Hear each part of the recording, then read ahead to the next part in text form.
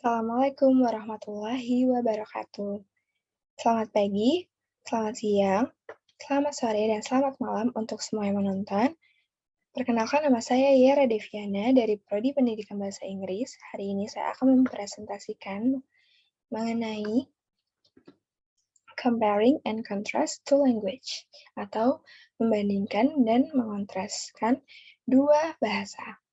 Dari mata kuliah Introduction to Linguistics, dengan dosen pengampu Pasha Yufulmila, MPD. Pengertian comparing dan contrast sendiri adalah comparison artinya perbandingan dan contrast artinya kontras. Jadi comparison atau perbandingan adalah dalam tulisan membahas unsur-unsur yang serupa atau sama, sedangkan kontras membahas unsur-unsur yang berbeda. Jadi intinya dari presentasi ini adalah membahas perbedaan dan persamaan dari dua bahasa. Nah, bahasa apa sih yang akan saya bandingkan dan samakan, yaitu adalah bahasa Jawa dan bahasa Madura. Sebelum itu, saya akan menjelaskan latar belakang dari bahasa Indonesia sendiri. Bangsa Indonesia adalah salah satu bangsa yang majemuk, yang terdiri atas berbagai macam suku yang tersebar di tanah air. Setiap suku memiliki bahasa tersendiri untuk berkomunikasi, baik antar etnis maupun berbeda etnis. Seiring perkembangan zaman, bahasa akan mengalami perubahan dan perkembangan bahasa berbanding lurus dengan penuturnya serta dipengaruhi oleh gerak migrasi penyebaran bahasa.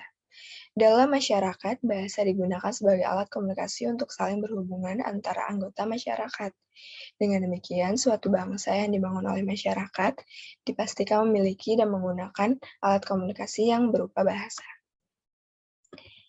Oke, nah sekarang latar belakang bahasa Jawa dan bahasa Madura sendiri itu termasuk dalam rumpun yang sama dan kelompok yang sama pula, yakni rumpun Austronesia dan kelompok Jawa.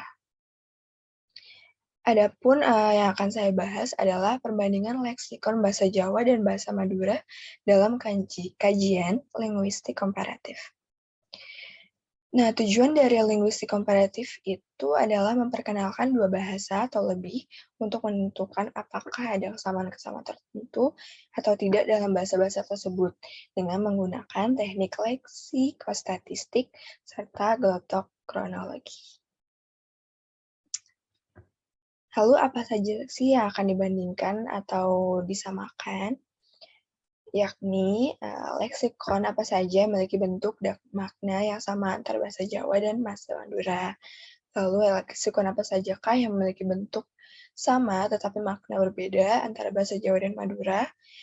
Lalu yang ketiga adalah leksikon apa sajakah yang memiliki bentuk berbeda tetapi makna yang sama antara bahasa Jawa dan bahasa Madura? Yang terakhir adalah hubungan kekerabatan leksikon sendiri dengan bahasa Jawa dan bahasa Madura. Oke, mari kita mulai pembahasan dari masalah tersebut. Yang pertama adalah asumsi kekerabatannya. Jadi, perubahan fonetis dalam bahasa-bahasanya adalah misalnya alis, dalam bahasa Jawa, alis, dalam bahasa Madura, ales. Nah, perubahan fonetisnya adalah dari I ke E. Nah, yang kedua ada dada. Dalam bahasa Jawa biasa dilafalkan dodo. Lalu bahasa Madura, dedah. Perubahan fonetisnya ada di huruf C terbalik, itu pelafalannya huruf A merujuk ke huruf O. Jadi O gitu. Jadi O. Oke, lalu huruf tersebut berubah ke huruf A merujuk ke E. Jadi AE, seperti itu. Dedah, E-nya E. Mungkin dalam bahasa Madura disebut ajece, jadi E. Gitu. Lalu yang ketiga ada wajah. Bahasa Jawanya itu rai, dan bahasa Maduranya rae atau rae. Nah, perubahan fonetisnya itu dari I ke huruf A merujuk ke E tadi, begitu. Lalu selanjutnya, leksikon dari kedua bahasa. Leksikon bahasa Jawa. Nah, leksikon sendiri itu adalah kosakata atau pembendaraan. Dalam bahasa Inggris disebut leksikon, yang berarti kata. Nah, dalam Krida Laksana tahun 2008, di page 142, menjelaskan leksikon sebagai komponen bahasa yang memuat semua informasi tentang makna dan memainkan kata dalam bahasa. Dapat disebut pula daftar kata yang memuat penjelasan sederhana seperti teman, memiliki arti kawan, dan sebagainya. Leksikon bahasa Jawa terdiri menjadi beberapa kelas kata, yakni verba, adjektiva, pronomina, dan adverbia. Lalu selanjutnya leksikon dari bahasa Madura.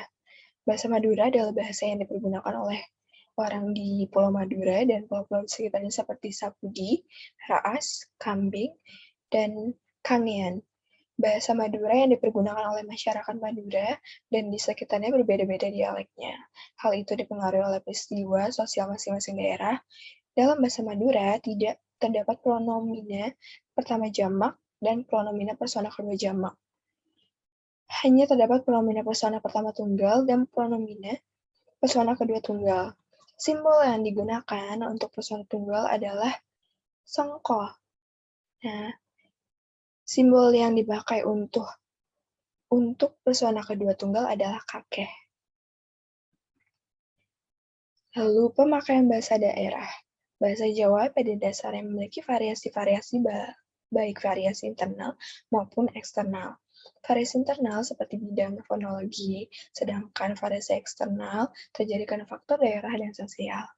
Pengaruh bahasa dari daerah lain mampu menggeser bahasa asli jika masyarakat tak mampu menjaga keaslian bahasa daerahnya. Begitu pula yang terjadi pada bahasa Madura.